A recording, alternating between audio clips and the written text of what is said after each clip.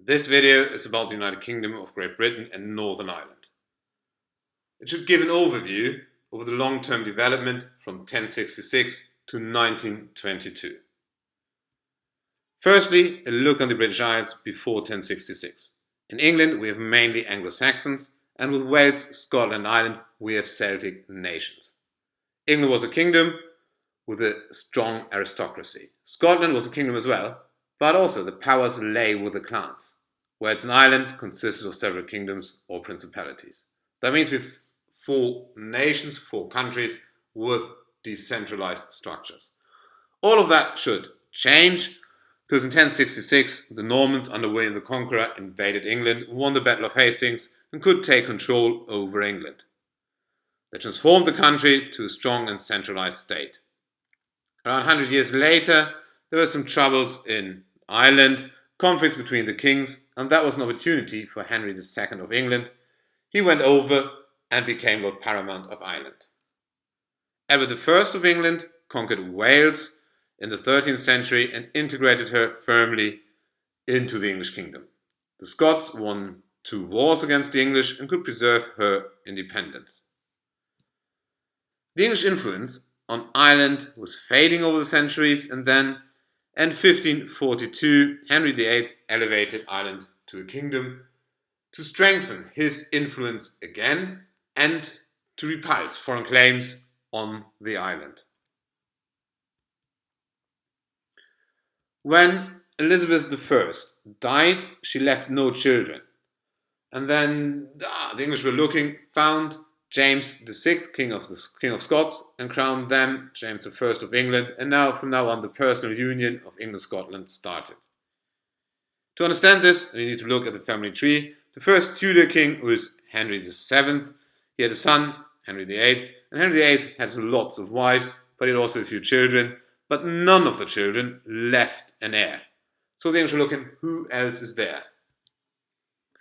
They found Margaret, the daughter of Henry VII, and she was married to James IV, King of Scots. And through this Scottish line, if you will, or Scottish connection, we have James VI of Scotland and then the first of England. We have the personal union. But 100 years later, 1707, England and Scotland were united as the Kingdom of Great Britain.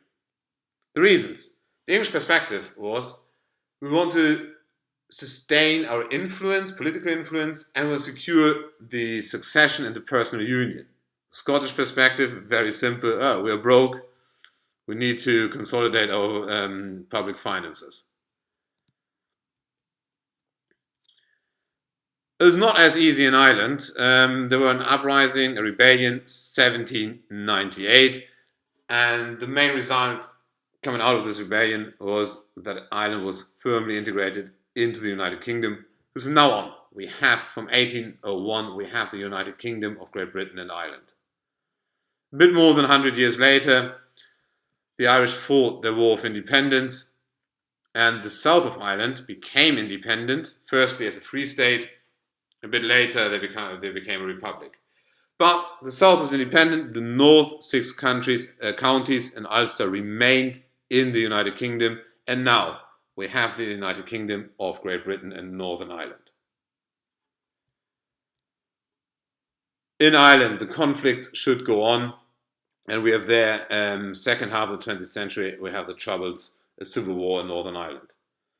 Scotland, there were a few independent movements.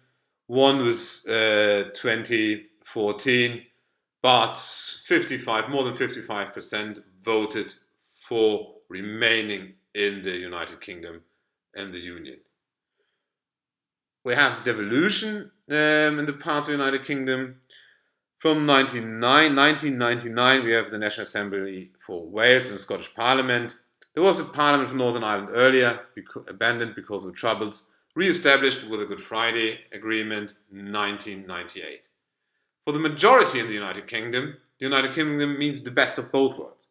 There's a common British culture, plus, additionally, an identity of the sub-nation, if you will. So, a British identity plus an English, Welsh, Scottish and Irish identity. That was the United Kingdom of Great Britain and Northern Ireland in 5.